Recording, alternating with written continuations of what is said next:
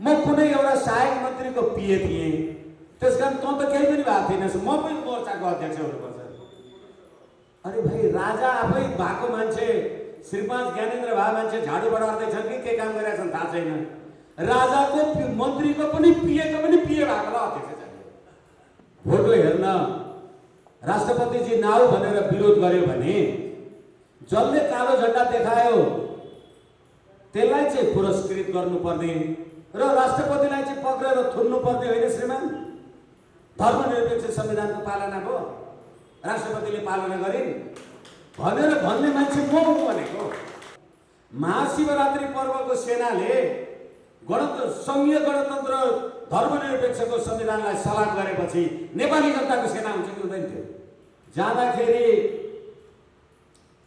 पारसले बयान गरेको विषय, रुबेल चौधरी भन्ने मान्छेले मेरो देशको राष्ट्र, राष्ट्रियता, राष्ट्रिय एकता, अखण्डताको विरुद्धमा त्यसले जे जति तिक्तता बोल्यो मैले सहन सकिन, फायर ओपन गरेकै हो भने।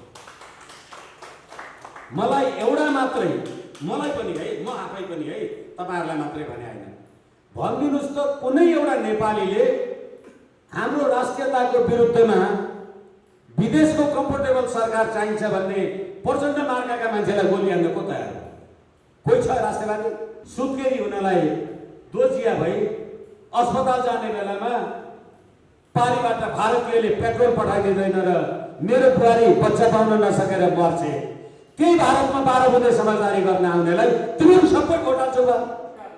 यो देश हो यो देश भने। राजनीतिक दलका मान्छेहरू पनि हामीले गणतन्त्र ल्यायौँ भनेका छन्।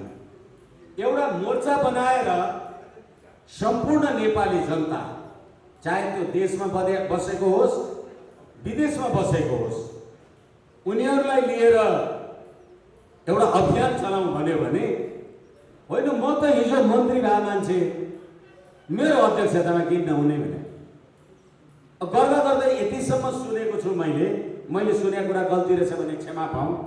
म कुनै एउटा सहायक मन्त्रीको पिए थिएँ, त्यसकारण तँ त केही पनि भएको थिएनस्, म पनि मोर्चाको अध्यक्ष हुनुपर्छ। अरे भाइ, राजा आफै भएको मान्छे, श्रीपाद ज्ञानेन्द्र भए मान्छे झाडु बढार्दैछन् कि के काम गरिरहेछन् थाहा छैन। राजाको मन्त्रीको पनि पिएको पनि पिए भएकोलाई अध्यक्ष चाहियो। कसरी चल्छ? यस कारणले गर्दाखेरि हामीले आफूलाई एक ठाउँमा कन्सोलिडेट गर्न सकेनौँ भने कमिलाको त झुन्ड हुन्छ, समूह हुन्छ, अनि हामी आफूलाई चाहिँ व्यवस्थापन नगर्ने अनि सबै अर्कालाई गाली गरेर कहिलेसम्म ठुलो? यो बोल्ने र हिँड्ने फेरि एकदम साह्रै असाध्य असल बानी छ क्या हाम्रो मान्छेहरूको। गएको 2 साल अगाडि जस्तो लाग्छ मलाई, हाम्रो हिन्दूवादी साथीहरूले, अनिल बस्नेतजीहरूले विद्यादेवी भण्डारीलाई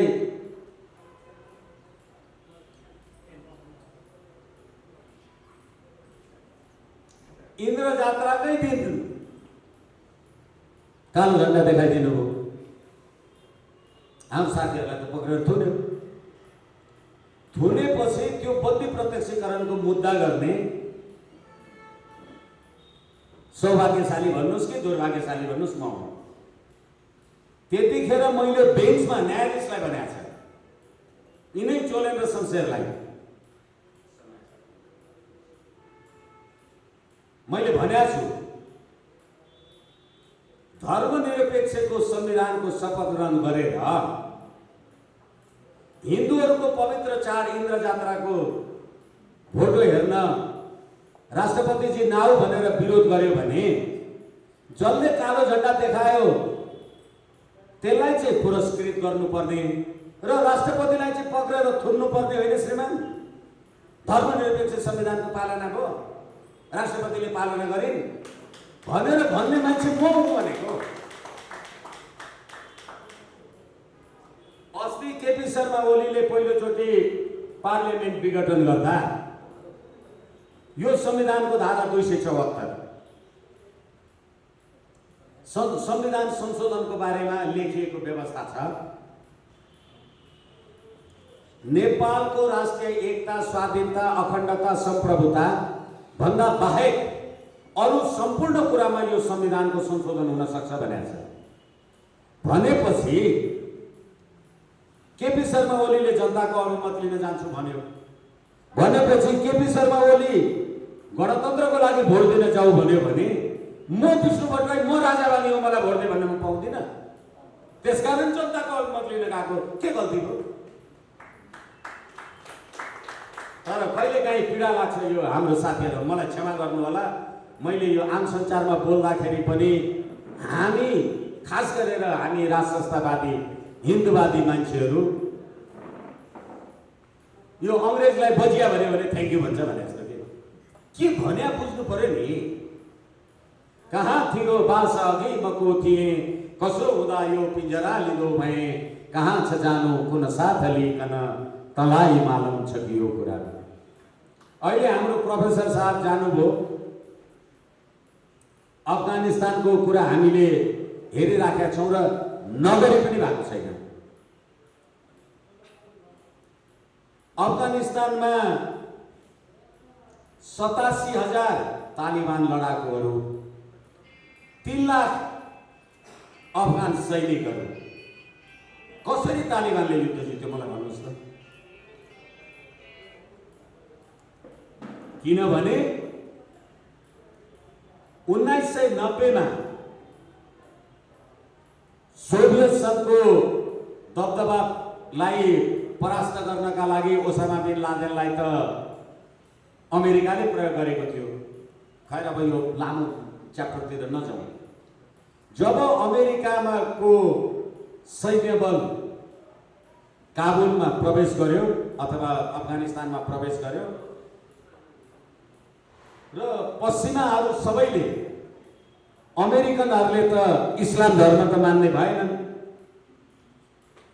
अनि अहिले हाम्रो नेपालमा पनि सुरु भएको छ भर्जिन मदर लिभिङ टुगेदर, छोराछोरी पाउनु हुने लोग्ने भन्नु नहुने। अनि त्यो शिक्षा त अमेरिकीहरूले पनि अफगानिस्तानमा त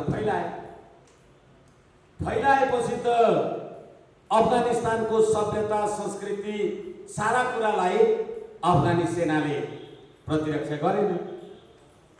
त्यसैले गर्दाखेरि अफगानी सेनासँग अफगानी जनताको मनमुटाव भयो। त्यसै गरेर अशरफ घानी जो त्यतिखेरको राष्ट्रपति हुन्, उनले दुई चोटि सैन्य सम्बन्धी अमेरिकासँग प्याक्ट गर्दाखेरि, समय रह्यो भने एमसीसी वाला कुरा पनि राखौँला, नभए धेरैचोटि भनिएको छ, कतिचोटि भन्ने नभने पनि हुन्छ। अनि गर्दाखेरि अफगानी सेनाको विश्वास लिएन। न त अफगानको सेना अफगानको धर्म, संस्कृति, सभ्यतासँग सापेक्ष भयो, न त अमेरिकीसँग सैनिक गठबन्धनको कुरा गर्दाखेरि त्यहाँको राष्ट्रपतिले अफगानको सेनालाई गर्यो। त्यसै कारणले गर्दाखेरि सैन्य शक्ति जब विदेशी शक्तिको बलमा अडिन्छ त्यतिखेर अफगानिस्तान काबुलको जस्तो दुर्नियत बिहोर्नुपर्छ। अहिले तपाईले एमसीसी र बीआरआई भनेर मुकुन्द नरवणे भारतीय प्रधान सेनापति नेपालमा आउँदाखेरि पशुपतिनाथमा दर्शन गर्न गयो। त्यतिखेर कोरोना महामारी हामीलाई दर्शन गर्न जाँदैन थियो, पुलिसले लाठी लगाएर हेर्काउँथ्यो। मुकुन्द नरवणेलाई त रोकेन। अनि पशुपतिनाथको दर्शन गर्न गयो। याद गर्नु होला, त्यो मान्छेले टोपी लगाएको छ, त्यतिखेर फोटो हेर्न सक्नुहुन्छ। अनि सैनिक मुख्यालयमा आएर पूर्णचन्द्र थापासित सैन्य स्तरमा कुरा गर्यो। माथि चाहिँ पृथ्वीनारायण शाहको तस्बिर थियो। तल बसेर तिनीहरू कुरा गरिराखेका थिए नेपाली सेनाको जन्मदिवस चाहिँ महाशिवरात्रि पर्व। महाशिवरात्रि पर्वको सेनाले संघीय गणतन्त्र धर्मनिरपेक्षको संविधानलाई सलाम गरेपछि नेपाली जनताको सेना हुन्छ कि हुँदैन थियो? नेपालको सभ्यता संस्कृति हुन्छ कि हुँदैन? त्यसैले यो राज्य व्यवस्था रहिरह्यो भने देर सबेर अहिले अफगानिस्तानको नियति तपाईँ हामीले बिहोर्नुपर्छ। त्यसै कारणले गर्दाखेरि हामीले सनातन संस्कृति समाज साना ठुला जे जति हामी राजनीतिक पार्टीहरू छौँ जहाँ विचारको द्वन्द्व छैन। जर्मनीका बिस्मार्कले भनेका थिए विचारको बिरुवा बलिदानको रगतले हुर्किन्छ। अहिले तपाईहरुलाई मन पर्दैन नपरिराख्नुहोस्। तपाईहरुलाई साह्रै मन नपर्ने एउटा पात्रको नाम लिन्छु म। माधव नेपाल प्रचण्ड पुष्पकमल दाहालजी पछाडि प्रधानमन्त्री भएपछि युवराज धिराज पारस वीरविक्रम शाहले चितवनको टाइगर ट्राप्समा गोली हान्यो रुबेल चौधरीलाई। अनि त्यतिखेर दुर्भाग्य भन्नु पर्दाखेरि मै वकिल परेछु। अनि म त्यहाँ बोलाए अथवा म गएँ त्यहाँ जाँदाखेरि पारसले बयान गरेको विषय रुबेल चौधरी भन्ने मान्छेले मेरो देशको राष्ट्र राष्ट्रियता राष्ट्रिय एकता अखण्डताको विरुद्धमा त्यसले जे जति तिक्तता बोल्यो मैले सहन सकिन फायर ओपन गरेकै हो भने। मलाई एउटा मात्रै मलाई पनि है म आफै पनि है तपाईहरुलाई मात्रै भने हैन भनिदिनुस् त कुनै एउटा नेपालीले हाम्रो राष्ट्रियताको विरुद्धमा विदेशको कम्फर्टेबल सरकार चाहिन्छ भन्ने प्रचण्ड मार्गका मान्छेलाई गोली हान्न को तयार हो? कोही छ राष्ट्रवादी? म लगायत है म बाहेक तपाईहरु चाहिँ हो भने होइन। सधैँभरि तपाईलाई राम्रो काम हुन्छ। यसकारणले गर्दाखेरि हामीले हाम्रो राष्ट्रिय धरोहर अखण्डतालाई बचाउनका लागि सधैँ मैले भनेको छु मलाई भोक लागेको छ तपाईले भात खाएर हुँदैन नि। राष्ट्रियता राष्ट्रिय एकता अखण्डता स्वाधीनता चाहियो भने अनि हामीले भन्यो नेपाललाई ए बाबा संसारका सम्पूर्ण सभ्यताहरूको उद्गम स्थल धरतीको पूर्वीय गोलार्ध नै हो। चाहे त्यो जेसस क्राइस्टको बेथलेहेम होस् अथवा मोहम्मद पैगम्बरको मक्का मदिना होस्, हाम्रो बुद्ध रामचन्द्र सीता आदि इत्यादि जे होस् त्यो धरतीको पूर्वीय गोलार्ध नै हो सभ्यताको स्रोत। अनि संसारमा यति मान्छेहरू धर्ममा आबद्ध छन् र आफ्नो आफ्नो धर्मको लागि अब अहिले हामीले अफगानिस्तानको कुरा गरिसक्यौँ नदोहोऱ्याइराखौँ। लाखौं लाख मान्छेहरू आफ्नो धर्मको लागि आहुति दिएका छन्।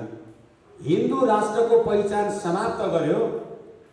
तपाईले घरमा बोलाएर नेतालाई दूध र भात खान दिनुभयो, देउताको मन्दिरमा ढोग्न लगाउनु भयो, फूल पनि लगाएर टीका पनि लगाएर पठाउनु भयो, पार्लियामेन्टमा आएर गाई काट्न पाउनुपर्छ भनेर कानुन बनाउनु भयो, बनायो तपाईँ ताली पड्काएर बसिराख्नुहुन्छ भने नेपालीले दुःख नपाए कसले पाउँछ भने। यसै कारण सनातन संस्कृति समाज नेपालले हामीले यो जे जति कुरा भनिराखेका छौँ त्यो हाम्रो सभ्यता संस्कृति धर्म इतिहास भूगोल त्यो रह्यो भने कसलाई नोक्सान हुन्छ।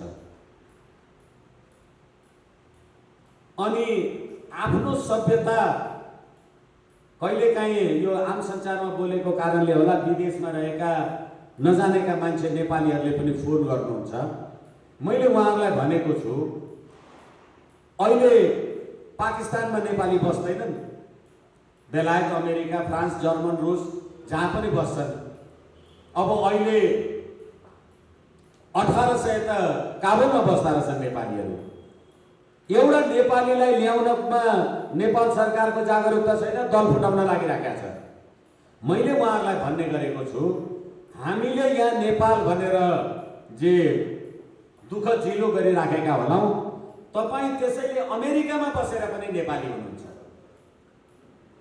भर्खरै बेलायतमा गोर्खा ब्रिटिस आर्मीको 6 दिन कि 7 दिन 13 दिनको आमरण अवसर टुङ्गिएर आज जुसुस खुवायो होइन भने यहाँ नेपाल छ र पो तिनी बेलायतमा पनि नेपाली भएका छन् भने नेपालीलाई बचाउने कुरामा अनि त्यहाँबाट जसले राष्ट्र राष्ट्रियता राष्ट्रिय एकता अखण्डता स्वाधीनता सम्पूर्ण 12 बुँदेको समझदारीको भरमा दिल्लीमा लगेर बेच्यो तिनैलाई लाइन लागेर भोट हाल्ने मान्छेको तपाईँ हामी होइन भने यसैले जनतालाई कि तिमी यो राज्य प्रणाली अथवा गुठी धर्म संस्कार सभ्यता जे छ त्यो कुरा परित्याग गर भनौँ होइन भनेदेखि हाम्रो सभ्यता संस्कृतिको लागि त नेपाली जनताले आफै जागरुक हुनु पर्यो र त्यो मतदानको माध्यमद्वारा राज्य व्यवस्था भनेको दुई तरहले प्राप्त हुन्छ कि शस्त्रबल कि शास्त्रबल हामी बन्दुक उठाएर आम हत्या नरहत्या गर्न सक्दैनौँ त्यसैले गर्दाखेरि मियाँ के जुत्ता मियाँ के सर पर तिनीहरूले बनाएको संविधान अन्तर्गतको तिनीहरूकै निर्वाचनमा तपाईँ नै उठेर चुनाव जित्नुभयो र तपाईँ नै पार्लियामेन्टमा पुगेर प्रधानमन्त्री हुनुभयो भने यो संविधान भनेको के मतलब हो यसै कारणले गर्दा संविधान मान्नु र संविधान समर्थन गर्नु फरक कुरा हो है बाटोमा ट्राफिक बसिराखेको छ तपाईँ गाडी लिएर जानुभयो ट्राफिकले सिटी बजायो भने यो गणतन्त्रको पुलिसले बजाएको सिटीमा म गाडी रोक्छु र भन्नुभयो भने त तपाईँ मर्नुहुन्छ नि ट्राफिक त मर्दैन तर के हो भनेदेखि यो गणतन्त्र चाहिँ म मान्दिनँ म यसको समर्थनमा छैन भनेर त्यसको विरुद्धमा भोलि हिजो त त्यही ट्राफिक थियो राजा हुँदा त्यही सिटी बजाउँथ्यो गणतन्त्र हुँदा त्यही बजाउँछ भोलि तपाईँ आयो भने त्यही बजाउँछ नि यसकारणले गर्दाखेरि हाम्रो नेपाली जनताको जागरुकता अर्काको देशको राष्ट्रियता रक्षा गर्नका लागि म टुङ्ग्याएँ राष्ट्रियता रक्षा गर्नका लागि गोर्खा ब्रिटिस आर्मीमा तपाईँ मेरो भाइ छोरा ज्वाइँ जेठान भान्जो भतिजो नाति गइराखेका छ नेपालमा संविधान आउँदाखेरि भारतले नाकाबन्दी गर्यो भारतीय गोर्खा सेनामा रहेको मेरो एउटा भाइको अथवा भान्जाको दुलै सुत्केरी हुनलाई दोजिया भई अस्पताल जाने बेलामा पारीबाट भारतीयले पेट्रोल पठाइदिँदैन र मेरो बुहारी बच्चा पाउन नसकेर मर्छे त्यही भारतमा 12 बुँदे समझदारी गर्न आउनेलाई तिमीहरू सबै भोट हाल्छौ बा यो देश हो यो देश भने त्यसकारणले गर्दाखेरि हामी अर्काको मुलुकको राष्ट्रियता गलवान खाडीमा मेरो भाइ युद्ध लडेर भारतको सम्प्रभुता बचाइदिइराखेका छ भारतले यहाँ तुइन चुडाएर मेरो भाइ मारिराखेका छ भारतकै दिल्लीमा 12 बुँदे समझदारी गरेर गणतन्त्र ल्याएका छन् क्यापा भनेर भोट लाग्न यिनै नेपाली रहेछ यो जस्तो पीडा त्यसकारणले गर्दाखेरि सनातन संस्कृति समाज लगायत हामी जति पनि देशभित्र देश बाहिरका जति पनि सर्वधर्म समभाव सनातन हिन्दू राष्ट्र नेपाल संवैधानिक राज संस्था हिन्दू राष्ट्रको पक्षधर शक्तिहरू छौं त्यो एकताबद्ध हुनको लागि एउटा मोर्चामा आबद्ध हो र त्यो मोर्चामा आबद्ध हुनका लागि हिजो के गरे भन्ने कुरा होइन हजुरबाले घिउ खाएका थिए मेरो हात सुमसुम भन्ने होइन अहिले तपाईले कहाँ थियो बास अघि मको थिए कसो हुँदा यो पिंजरा लिदो भए कहाँ छ जानु कुन साथ लिकन तलाई मालम छकियो कुरा मन अहिलेको परिस्थितिमा हामीलाई जागरुक राख्नका लागि सनातन संस्कृति समाज नेपालको यो जुन उपत्यका भेला हामीले राखिराखेका छौं जतिसुकै लामो कुरा गरे पनि भाषण गर्नलाई अरु 3 घण्टा पनि गर्न सकिन्छ कुनै चिन्ताको विषय छैन तर के हो भनेदेखि यो महत्त्वलाई हामीले किन नबुझ्ने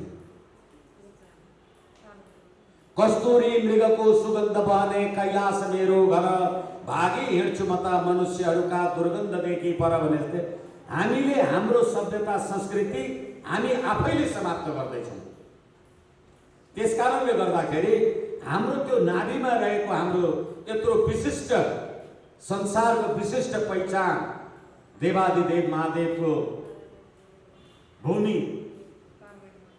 जस्तै मैले भनेको छु अहिले अब जाँदा जाँदै टुङ्ग्याएँ मैले, नरेन्द्र मोदी परोक्ष रूपबाट यसै कुरा गर्दा उहाँले भन्नुभयो नेपाल र भारतको सम्बन्ध हामी भने त हिमाल र गङ्गा जस्तै पवित्र छौँ भन्नुभयो। अनि मैले भनेको थिएँ होइन महामहिम, हामी त्योभन्दा विशिष्ट छौँ। कसरी भनेर भन्दा मैले भनेको थिएँ हामी हिमाल भएर पग्लेनौँ भने तपाईँ गङ्गा भएर पग्न पाउनुहुन्न। तर यसको मतलब हाम्रा पितृत्वको कोही बिहाबसान भयो भने हिउँ लिनको लागि हिमाल त जाँदैनौँ नि, नुहाउन त गङ्गा नै जान्छौँ। तर हिमालको रक्षा गरेनौँ भने गङ्गा बग्दैन है। त्यसैले भारतीयहरूको दलाल हुने होइन, भारतीयहरूलाई हामीले बनाउने हो। त्यसका लागि हामीले सनातन संस्कृति समाज नेपाल भनेको हौँ र यसमा चाहिँ प्रत्येक साथीहरूभित्र रहेको, तपाईँहरूको आत्माभित्र रहेको परमात्मालाई साक्षी राखेर हाम्रो यो अभियानलाई तपाईँहरूको क्रियाशील सहभागिता, सम्पूर्ण नेपालीको क्रियाशील सहभागिता चाहिन्छ। मेरो कुरा सुनिदिनु भयो भनिन्छ, आएर कहिले ऋतु सिद्धिँदैन, लाएर माया मुटु रित्तिँदैन। माया गर्नुभयो, धन्यवाद।